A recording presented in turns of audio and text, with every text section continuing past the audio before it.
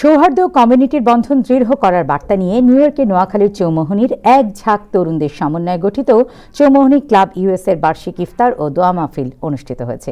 মঙ্গলবার 10 March new ইয়র্কের ওজন পার্কের মদিনা হলে এই বার্ষিক অনুষ্ঠানের আয়োজন করা হয়। অনুষ্ঠানে অন্যান্যের মধ্যে উপস্থিত ছিলেন বিশিষ্ট ব্যবসায়ী ও রাজনীতিবিদ জাকির এইচ চৌধুরী, নোয়াখালী সোসাইটির সাধারণ সম্পাদক ASM মাইনুদ্দিন পিন্টু, কবিরহাট উপজেলা অ্যাসোসিয়েশনের সভাপতি মির্জা মোহাম্মদ হোসেন এবং চৌমোহনী ক্লাব ইউএসএর সভাপতি মোর্শেদ আলম। এছাড়াও অনুষ্ঠানে ব্যবসায়ী, কমিউনিটির বিশিষ্ট ব্যক্তিবর্গ সহ চৌমোহনী, নোয়াখালী ও বৃহত্তর নোয়াখালী অঞ্চলের বিপুল সংখ্যক প্রবাসী উপস্থিত ছিলেন।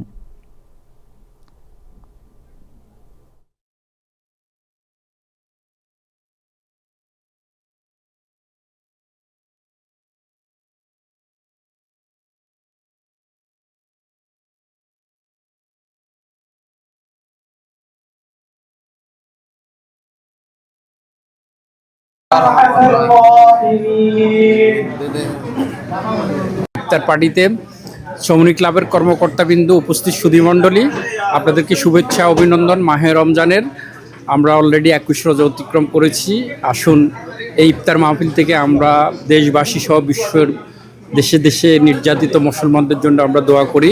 আমি চৌমোহনী ক্লাবের এক ঝাঁক তরুণ, যারা তরুণের সমন্বয়ে গঠিত এই ক্লাব, এদের সবাইকে আমি আমাদের বৃহত্তর নোয়াখালী সোসাইটির পক্ষ থেকে শুভেচ্ছা অভিনন্দন জানাচ্ছি যে আমরা এসে দেখেছি যে এই তরুণরা আমাদের সমাজের জন্য কাজ করতেছে প্রবাসে এবং দেশে। চৌমোহনী ক্লাব ইউএসএ এক ঝাঁক স্বপ্নবাজ তরুণের স্বপ্নের ক্লাব। অত্যন্ত সুশৃঙ্খলভাবে তারা একটা অনুষ্ঠান, আজকে ইফতার অনুষ্ঠান সংগঠিত হয়েছে। আমরা কবিরহাট উপজেলা অ্যাসোসিয়েশন সবসময় তাদের এই মিশন, ভিশন, অবজেক্টিভ অ্যাচিভের ক্ষেত্রে আমরা সবসময় তাদের সঙ্গে আছি।